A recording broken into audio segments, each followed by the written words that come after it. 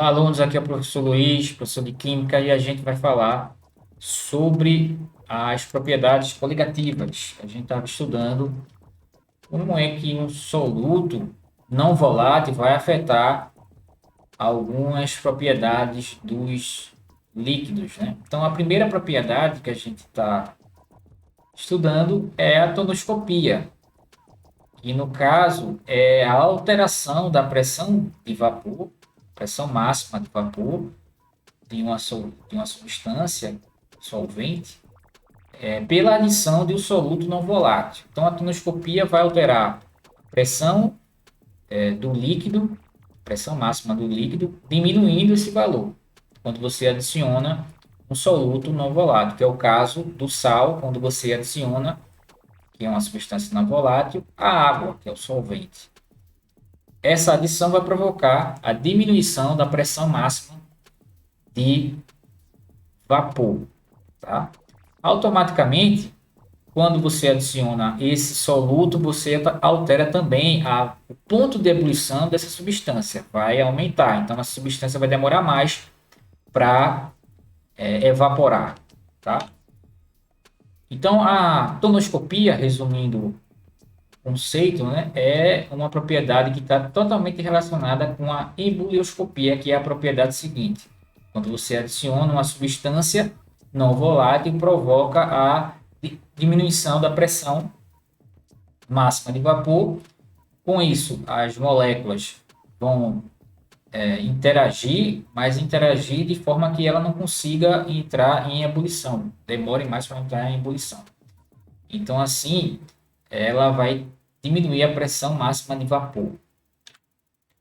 A pressão máxima de vapor é a pressão exercida pelo líquido quando ele evapora e tenta sair por um recipiente fechado. Tá? Ou a gente pode dizer que é a pressão, a força exercida pelos líquidos saturados, né, que estão aí em equilíbrio dinâmico entre condensação e evaporação.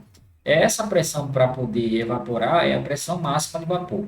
Então, quando você adiciona uma substância não volátil, ele tende a diminuir essa força. Ele não vai ter tanta força para sair como ele tinha antes.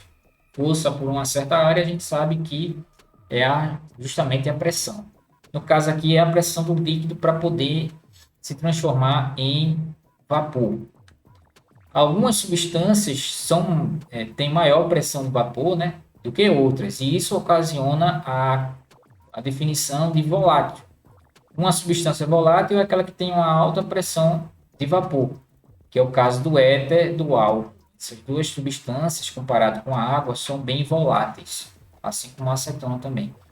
Então, a substância que tem maior pressão de vapor, ela vai evaporar primeiro do que as outras. Comparando aqui esse gráfico de pressão máxima de vapor com a temperatura, a água tem a menor pressão de vapor comparado com o álcool e o éter, já que a água vai evaporar a uma temperatura bem mais alta comparando os três. Tá? Então, se você observar o gráfico, isso é interessante. A gente pode fazer também um cálculo para fazer isso, mas observando o gráfico, a água ela vai entrar em ebulição a uma temperatura bem maior do que o éter, o álcool e a acetona, por exemplo. Então, essa temperatura de ebulição da água vai ser maior e a pressão dela, a pressão máxima do vapor é menor. Tá? O éter aqui, comparado aos três, é uma substância mais volátil. Volátil é aquela substância que vai evaporar com mais facilidade. A gente pode calcular a propriedade da tonoscopia através da relação utilizada com a lei de Raoult. Tá? A lei de Raoult é a relação que vai existir entre a constante de tonoscopia, constante tonoscópica, e a molaridade, que é uma concentração. A relação entre pressão vai me dar essa proporcionalidade. Tá? Então, a variação de pressão vai ser proporcional a pressão máxima relativa vai me dar uma relação proporcional à molaridade. Então, resumindo toda a história, pela lei de Raoult, a pressão máxima de vapor vai ser diretamente proporcional à concentração da solução. Ou seja, quanto mais você adiciona soluto, menor tende a ser a pressão de vapor, pressão máxima de vapor, tá? Aqui, essa relação aqui, ΔP sobre P0, que é a variação de pressão, e pressão inicial, é o abaixamento relativo, né? E a variação de pressão, dividido pela pressão inicial, ele chama de abaixamento relativo da pressão máxima. É diretamente proporcional, tá? O abaixamento relativo é diretamente proporcional, mas a variação, não, a variação ele vai ser menor, né? A pressão final vai ser menor do que a pressão inicial, pela quantidade de soluto que você adiciona.